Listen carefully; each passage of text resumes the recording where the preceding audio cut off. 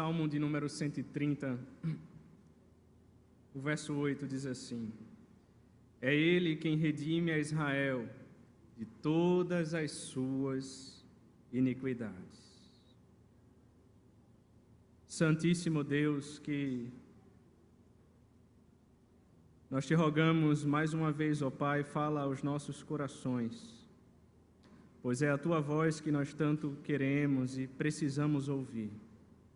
E as palavras que saiam dos meus lábios e assim também meditar do meu coração sejam agradáveis à Tua presença, Senhor, rocha minha e Redentor meu.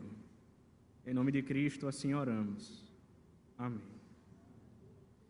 Queridos irmãos, o Salmo 130 é um salmo de romagem, isto é, faz parte dos salmos que formam uma coleção de 15 cânticos de peregrinação entre os Salmos 120 e o Salmo 134. Na época das grandes festas, os judeus se reuniam em caravanas que seguiam para Jerusalém em romagem. E eles levavam as suas ofertas e animais que seriam sacrificados, e durante essa caminhada, eles cantavam cânticos ao Senhor. Esses cânticos eram justamente os cânticos de romagem, que serviam como que um inário de viagem. O rei Davi, ele foi o autor de pelo menos 4 dos 15 salmos de romagem, o Salmo 122, 124, 131 e 134. Rei Salomão também escreveu pelo menos um desses salmos, o Salmo de número 127. Os demais salmos de romagem são anônimos, isto é, não sabemos exatamente a sua autoria. E a mensagem dos cânticos de romagem expressa as experiências e sentimentos do povo do Senhor em diferentes circunstâncias da vida, seja de tristeza, seja de perseguição, de angústia, seja dor, fraqueza, alegria, contentamento, ou até mesmo luta contra o pecado. Sobretudo, a mensagem principal desses cânticos é instruir os crentes a buscarem, a confiarem no Senhor em todas essas circunstâncias.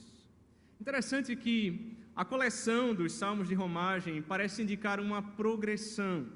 Salmo 120 começa com um adorador fiel numa terra distante, habitando entre os estrangeiros, longe do monte do Senhor, e conforme os salmos avançam, os peregrinos se aproximam de Jerusalém, e por fim chegam à cidade de Jerusalém, onde se encontram no Monte Sião, com aqueles que servem na casa do Senhor. Por essa razão, os salmos de romagem terminam exatamente com o chamado à adoração, o Salmo 134. Mas não apenas isso, também é igualmente importante destacar que o Salmo de número 130, além de um salmo de romagem, é também um salmo penitencial. Existem no Saltério 7 salmos penitenciais, isto é, onde o salmista se encontra angustiado, ele se derrama diante de Deus arrependido e ele clama por perdão. E é exatamente este o quadro pintado neste salmo. Charles Haddon Spurgeon disse que neste salmo ouvimos a pérola da redenção. Portanto, eu quero meditar com vocês hoje no tema: o que fazer quando se está nas profundezas? Em primeiro lugar, busque socorro em Deus. O verso 1 diz assim: das profundezas clamo a ti, Senhor. Alguém certa vez disse que a vida cristã é como uma montanha russa. O cristão, ele vive altos e baixos na fé. Ora, na prática isso de fato acontece, mas não é a vida que Deus nos chamou. A palavra de Deus nos chama a viver a constância em Cristo, uma crescente na fé, uma vida de santidade, uma vida de obediência à palavra, uma vida de oração, uma vida sempre crescente, que caminha rumo ao amadurecimento, crescimento espiritual, a fim de sermos mais parecidos com nosso Senhor. Todavia, por causa do nosso pecado, muitas vezes da nossa falta de fé, às vezes nos encontramos, irmãos, na mesma situação do salmista, em uma extrema angústia na alma. O verso 1 diz: das profundezas clamo a ti. O que significa isso? Imagine que você é lançado no mar, e por mais que você tente nadar para sair, parece que você não consegue. Há uma forte correnteza que está lhe puxando cada vez mais profundo, para o mais profundo abismo, para as profundezas do oceano. E você tenta nadar, você se esforça, você tenta de tudo, mas você não consegue sair. E o sentimento que há no seu coração é exatamente este: eu estou no fundo do poço, não tem mais jeito. E o que você mais deseja naquele momento é que houvesse uma boia a que você pudesse agarrar. O que mais você anseia naquele instante é que alguém viesse ao seu socorro. Mas de onde me virá o socorro? O meu socorro vem do Senhor, que fez os céus e a terra. É por isso que o salmista disse: das profundezas clamo a ti, Senhor. Escuta, Senhor, a minha voz, estejam alertas os teus ouvidos, as minhas súplicas. Súplica é um forte clamor, é algo tão intenso que é como se envolvesse todo o seu ser. É como se o salmista estivesse dizendo: Senhor, eu dependo de ti, eu não tenho outra saída, ouve a minha oração. Súplica é como dizem em Lamentações 3:49, os meus olhos choram, não cessam e não há descanso, até que o Senhor atenda e veja lá do céu. Da mais profunda cova, Senhor, invoquei o teu nome, ouviste a minha voz, de mim te aproximaste no dia em que te invoquei e disseste: não temas. Aonde você está hoje? Em que lugar? Será que você chegou aqui hoje se sentindo nas profundezas, no fundo do poço? Será que os teus pecados têm esmagado você? Será que as angústias no seu coração têm arrebatado a sua vida? Será que você já não ora mais? Você não conversa mais com Deus? Você até tenta, mas não consegue sair nenhuma palavra sequer da sua boca? Será que você já não lê mais a palavra? Será que você já não tem mais a mesma alegria de vir à casa de Deus? Será que você já não tem mais prazer em estar com seus irmãos? Será que há muito tempo você já não sente mais paz em seu coração? Será que você está com um coração tão turbado, filho, que você já perdeu a alegria da salvação? Aonde você está hoje? Em que lugar? Deus está falando comigo e com você hoje por meio da sua palavra. É exatamente neste lugar onde você está, nas profundezas, que você deve buscar socorro em Deus. No Salmo 32, o salmista disse: enquanto calei os meus pecados, envelheceram os meus ossos pelos meus constantes gemidos todo dia. Porque a tua mão pesava dia e noite sobre mim, e o meu vigor se tornou em sequidão de estio. Confessei-te o meu pecado, a minha iniquidade não mais ocultei, e disse: confessarei ao Senhor as minhas transgressões, e tu perdoaste a iniquidade do meu pecado. Mesmo nas profundezas, clame a Deus, porque não temos um sacerdote que não possa compadecer-se das nossas fraquezas. Antes foi ele tentado em todas as coisas a nossa semelhança, mas sem pecado. Acheguemo-nos, portanto, confiadamente junto ao trono da graça, a fim de recebermos misericórdia, acharmos graça para socorro em ocasião oportuna. Mesmo nas profundezas, clame a Deus. Pois para onde me ausentarei do teu Espírito? Para onde fugirei da tua face? Se suba aos céus, lá estás. Se faça a minha cama no mais profundo abismo, lá estás também. Se tomo as asas da alvorada e me detenho no confim dos mares, ainda lá me haverá de guiar a tua mão e a tua destra me susterá. Não importa o lugar onde você está, o Senhor vai ao teu encontro para te resgatar, pois somente em Deus encontramos o verdadeiro socorro. Segundo lugar, confie no perdão de Deus, versos 3 e 4. Se observares, Senhor, iniquidades, quem, Senhor, subsistirá? Contigo, porém, está o perdão, para que te temam. Agora, nos versos 3 e 4, o salmista continua conversando com Deus em sua oração, e ele vai dar razões para Deus lhe atender a sua oração. Ora, irmãos, de maneira muito singela, assim como você conversa com o seu pai, a oração é um filho conversando com o seu pai celestial. Você diz: Pai, me socorre. E o seu pai pergunta: mas por que, filho, você precisa de ajuda? Então você diz: porque se o Senhor não me socorrer, eu vou afundar. Por isso ele vai dizer no verso 3, se observares. Você pode traduzir essa expressão do hebraico por se tomares nota. Isto é, imagine se o Senhor pegasse um caderno e ele anotasse cada pecado que cometemos, fizesse uma lista dos nossos pecados. Cada dia mais e mais pecados, e na verdade ele tem conhecimento de todos eles. Hebreus 4,13 diz que todas as coisas estão patentes, estão descobertas e patentes aos olhos daquele a quem havemos de prestar contas.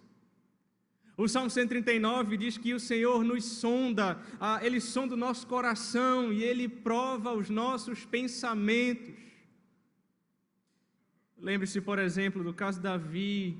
Ele adulterou com Batseba, ela ficou grávida, e agora? Ela era casada, e Davi tenta de algum jeito resolver o seu problema. Ele, por fim, nós sabemos a história, ele encomenda a morte de Urias, seu marido. Em seguida ele se casa com ela, o plano deu certo, aparentemente, ninguém sabia de nada. Mas em 2 Samuel 11, 27 diz: porém isto que Davi fizera foi mal aos olhos do Senhor. Ninguém pode se esconder diante dos olhos do Senhor. O que o salmista está dizendo é: se tomares nota, se o Senhor fizer uma lista dos nossos pecados, se o Senhor nos julgar com base nessa lista, com base em nossa justiça, quem, Senhor, subsistirá? Se o Senhor fizer isso, não vai sobrar ninguém, porque todos pecaram e destituídos foram da glória de Deus. Romanos 3 diz, como está escrito: não há justo, nenhum sequer, não há quem entenda, não há quem busque a Deus, todos se extraviaram e a uma se fizeram inúteis, não há quem faça o bem, não há nenhum sequer. A garganta deles é sepulcro aberto, com a língua urdem engano, veneno de víbora está nos seus lábios, a boca eles a têm cheia de maldição e de amargura. São seus pés velozes para derramar sangue. Nos seus caminhos há destruição e miséria. Desconheceram o caminho da paz. Não há temor de Deus diante dos seus olhos. Naum 1,6 diz: quem pode suportar a sua indignação? E quem subsistirá diante do furor da sua ira? Senhor, se tomares nota, quem subsistirá? Mas não para aí, o salmista diz: contigo, porém, está o perdão. Daí a gratidão no coração do salmista, no Salmo 103, quando ele diz: bendize, ó minha alma, ao Senhor, e tudo que há em mim, bendiga o teu santo nome. Bendize, ó minha alma, ao Senhor, e não te esqueças de nenhum só dos teus benefícios, pois é Ele quem perdoa todas as tuas iniquidades, quem sara todas as tuas enfermidades, quem da cova redime a tua vida e te coroa de graça e misericórdia. Ele não repreende perpetuamente, nem conserva para sempre a sua ira.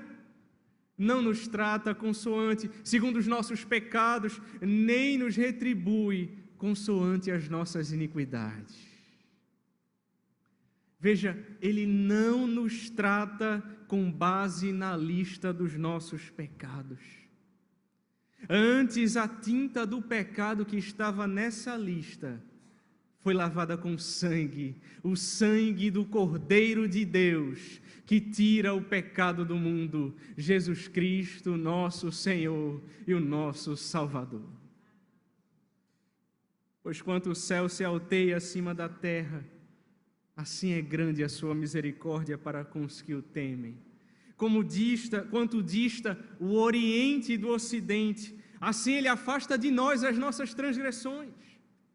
O que o salmista está dizendo é: eu não tenho ideia de qual a vastidão da distância entre o céu e a terra, mas eu sei que a misericórdia, que a imensidão do amor de Deus é muito maior. Eu não sei qual é a distância entre o Oriente e o Ocidente, mas eu sei que Ele afasta os nossos pecados para mais longe ainda. Ele os joga no mar do esquecimento. Porque contigo está o perdão.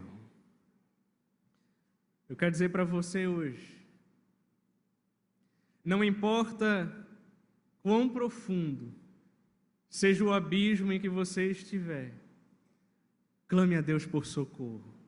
Confesse, abandone os seus pecados, Deus o resgata, Deus o perdoa, Deus pode restaurar a sua vida.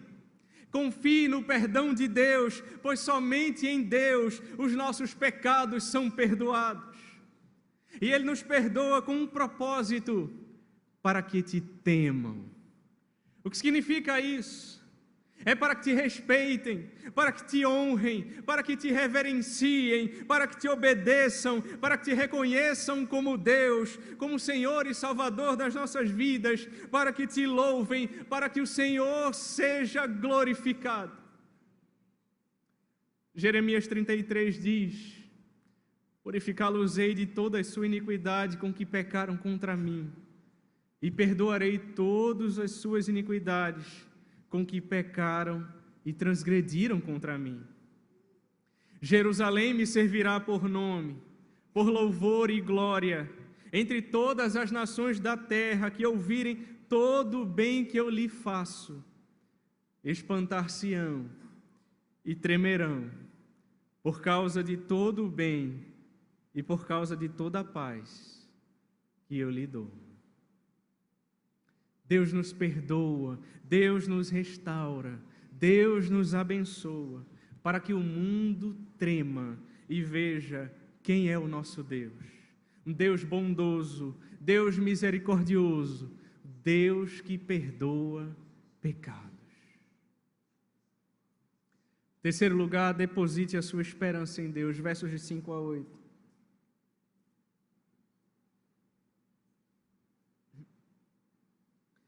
Aguardo o Senhor, a minha alma o aguarda. Eu espero na sua palavra. A minha alma anseia pelo Senhor, mais do que os guardas pelo romper da manhã. Mais do que os guardas pelo romper da manhã. Espere, Israel, no Senhor, pois no Senhor há misericórdia, nele copiosa redenção. É Ele quem redime Israel de todas as suas iniquidades. O salmista clamou a Deus, ele confia no perdão de Deus, e agora ele entra como que num estado de espera na sua oração. A oração não termina depois que suas palavras acabam, mas você fica na expectativa da resposta do Senhor.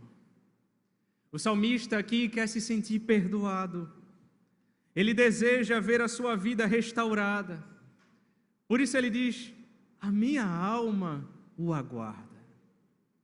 Isto é, eu aguardo o Senhor de maneira sincera, com todo o meu coração, com todo o meu ser, com toda a minha alma.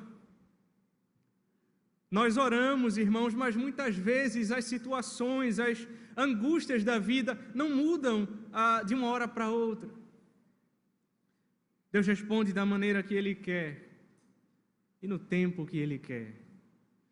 E por isso precisamos perseverar, continuar orando e confiando no Senhor.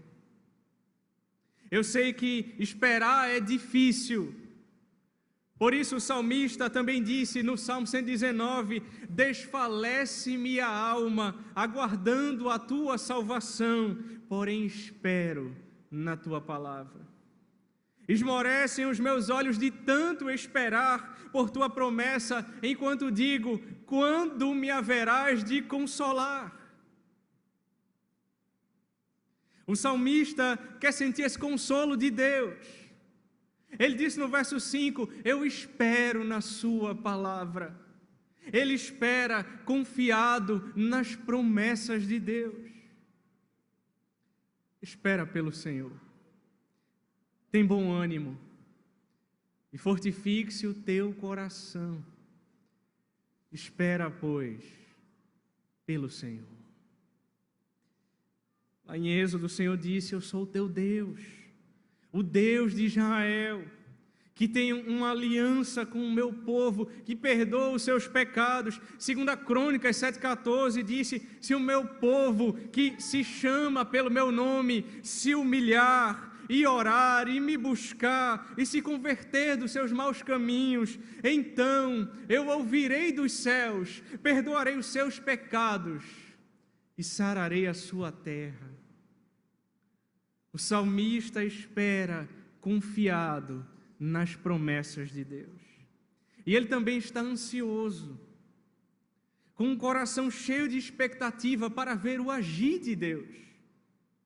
Por isso ele diz: a minha alma anseia pelo Senhor, mais do que os guardas pelo romper da manhã. Essa frase expressa não somente o intenso anelo do poeta, mas também a certeza da sua esperança. A figura aqui, irmãos, é de um sentinela, um vigia, quando passava as noites em guarda, e tudo à sua volta eram trevas, era escuro, sombrio, sujeito aos perigos da noite, às ameaças, com medo. E o anseio mais profundo no seu coração era que a luz do sol raiasse no horizonte, e o céu se tornaria claro, e os seus temores iriam embora. Então ele sentiria a paz. Assim também acontece conosco, quando a luz de Cristo brilha em nossos corações, dissipando todas as trevas à nossa volta e trazendo paz ao nosso coração turbado. O salmista deposita sua esperança em Deus. E por essa razão, nos versos 7 e 8, ele conclama a nação inteira para compartilhar de seu arrependimento e esperança. Ele diz no verso 7: espere Israel no Senhor, pois no Senhor há misericórdia, nele copiosa redenção. Misericórdia é quando Deus não te dá aquilo que você merece, a condenação pelos seus pecados. Deus age então com misericórdia para com a sua vida. Mas não apenas isso, nele há copiosa redenção. Redenção é o ato ou efeito de redimir, tem a ver com libertação, reabilitação, reparo. É o ato de adquirir de novo, de resgatar, de tirar do cativeiro. A redenção é o ato de pagar o resgate para recuperar o que foi perdido. É o que Cristo fez por nós, porque Ele veio para buscar e salvar o perdido. Ele desceu dos céus, Ele se fez homem, Ele habitou entre nós cheio de graça e de verdade, e vimos a sua glória, glória como do unigênito do Pai. E Ele foi crucificado, e com seu sangue derramado no madeiro, na cruz do Calvário, Ele pagou o perdão dos nossos pecados. É por isso que no verso 8 deste Salmo, aponta exatamente para a promessa contida em Mateus 1:21. Ela dará à luz um filho, e lhe porás o nome de Jesus, porque ele salvará o seu povo dos pecados deles. É ele quem redime a Israel de todas as suas iniquidades. É o Senhor, porque Ele é o Deus de Israel. Ele tem uma aliança com o seu povo, porque esta é a aliança que firmarei com a casa de Israel, depois daqueles dias, diz o Senhor. Na sua mente imprimirei as minhas leis, também sobre o seu coração as inscreverei, e eu serei o seu Deus, e eles serão o meu povo. Talvez você esteja se sentindo fraco, debilitado, no fundo do poço. É exatamente onde você está, nas profundezas, que você deve buscar socorro em Deus, filho. Isaías 55:7 diz: deixa o perverso o seu caminho, o iníquo os seus pensamentos. Converta-se ao Senhor, que se compadecerá dele, e volte-se para o nosso Deus, porque Ele é rico em perdoar. Não importa quantas vezes você já caiu, nele a copiosa redenção. A tua dívida já foi paga na cruz. O Senhor é rico em perdoar. Volte-se para Deus, abandone os seus pecados, peça a Deus ajuda para não cair de novo. Ele pode te libertar da escravidão do pecado, Ele pode resgatar a sua vida. Se confessarmos os nossos pecados, Ele é fiel e justo para nos perdoar os pecados e nos purificar de toda a injustiça. Arrependa-se dos seus pecados. Creia em Jesus Cristo como teu único Salvador e Senhor da sua vida. Abrace-o pela fé e descanse nele.